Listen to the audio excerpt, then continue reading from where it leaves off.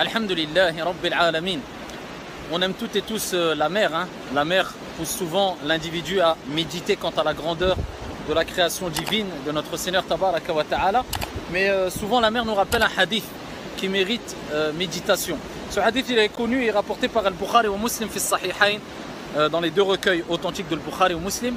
Le prophète alayhi salatu wassalam nous a dit: celui qui dit 100 fois par jour, celui qui dit 100 fois par jour, Subhanallahi wa bihamdih, ce qui veut dire, traduction vraiment approximative du sens, pureté et louange à Dieu.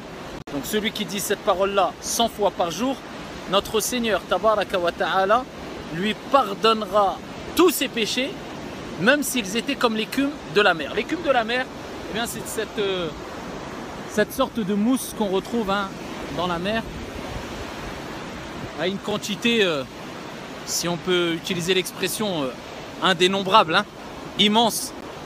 Eh bien, le prophète nous rappelle que même si on avait des péchés autant que l'écume de la mer, eh bien Dieu nous pardonnerait. Et ce n'est pas le seul hadith. Il y a plusieurs hadiths où le prophète nous rappelait que si vous dites tel dhikr, tel rappel, vous faites telle action, eh bien Dieu vous pardonnera tous vos péchés, même s'ils étaient comme l'écume de la mer.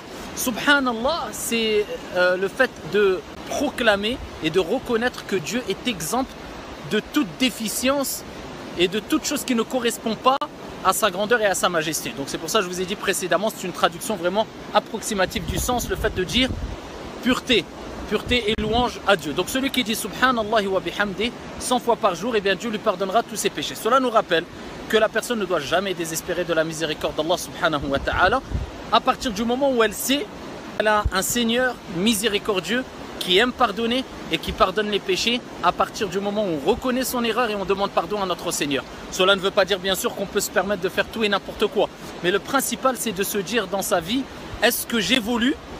Est-ce que quand je glisse, quand je fais une erreur, je me repens, je me relève et je vais de l'avant? Si oui, eh bien alhamdulillah, la louange est à Dieu, on est sur le droit chemin. Car tout enfant d'Adam, tout enfant d'Adam, eh bien fait des erreurs, fait des péchés. Le principal c'est de sentir qu'on évolue et que quand on glisse, quand on fait une erreur, on se relève et on combat son âme instigatrice au mal. À partir de ce moment-là, sache que tu es dans un grand bien, il ne faut jamais désespérer de la miséricorde de ton Seigneur. Et sache ici que tu as un Seigneur qui aime